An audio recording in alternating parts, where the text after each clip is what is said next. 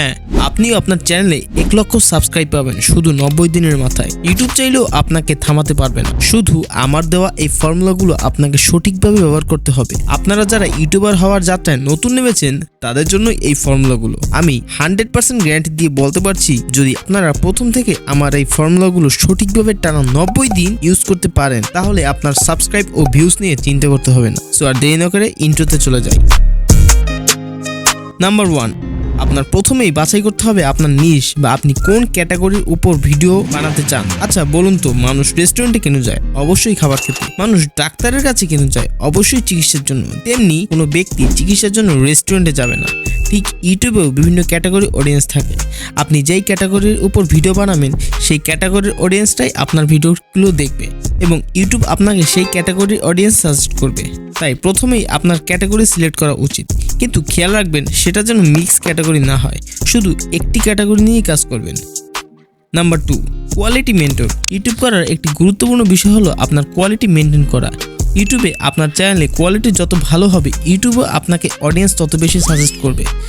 এখন আসি quality maintain কিভাবে করবেন। প্রথমেই দেখতে হবে আপনার থাম্বনেল। আপনার থাম্বনেল যত আকর্ষণীয় করতে পারবেন তত বেশি অডিয়েন্সের আপনার ভিডিও দেখার আগ্রহ বেড়ে যাবে। তার সাথে ভিডিও এবং অডিও কোয়ালিটি ভালো হতে হবে। তার জন্য খুব শীঘ্রই আমার চ্যানেলে ভিডিও আসবে। Number 3, regularity maintain.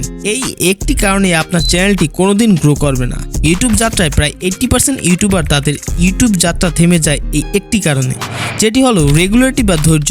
অনেক ইউটিউবারদের দেখবেন 10 থেকে 15টা ভিডিও ছাড়ার পর যখন থেকে ভিডিওতে ভিউ আসছে না আর ভিডিও ছাড়া বন্ধ করে দেয়।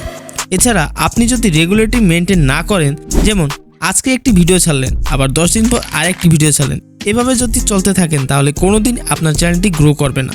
আপনাকে একটি সিস্টেমের মধ্যে থাকতে হবে, যেমন আপনি একদিন পর পর একটি করে ভিডিও ছাড়তে পারেন বা 2 দিন পর পর একটি করে ভিডিও ছাড়তে পারেন, যার ফলে ইউটিউব আপনাকে বুঝতে পারবে আপনার চ্যানেলটি অ্যাক্টিভ, যার ফলে ইউটিউব আপনার ভিডিওটিকে বিভিন্ন অডিয়েন্সের কাছে সাজেস্ট করবে এবং এতে আপনার চ্যানেলটির ভিউ সাবস্ক্রাইব খুব সহজেই বাড়াতে পারবেন। শুধু এই 3টি ফর্মুলা যদি আপনি সঠিকভাবে ব্যবহার করতে পারেন, আমি নিশ্চিত গ্যারান্টি দিচ্ছি আপনার ইউটিউবে ভিউজ এবং সাবস্ক্রাইবের জন্য চিন্তা করা লাগবে না। শুধু 90 দিন একটানা এই নিয়মগুলো মেনে চলতে হবে। আর এই ভিডিওটি দেখে আপনি মনে করেন আপনার কাজে আসবে, আপনি কিছুটা হলেও উপকৃত হয়েছেন, তাহলে অবশ্যই ভিডিওটিতে একটি লাইক করে দিবেন এবং একটি কমেন্ট করবেন। সো আজকে এই পর্যন্তই, দেখা হবে নতুন কোনো ভিডিওতে। আল্লাহ হাফেজ।